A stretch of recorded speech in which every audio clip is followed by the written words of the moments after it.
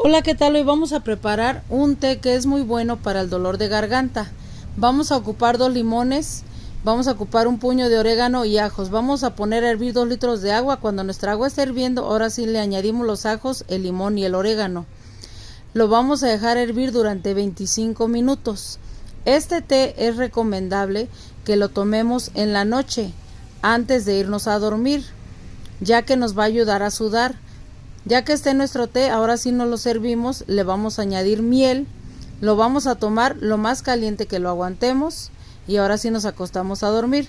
Espero que les sirva la receta.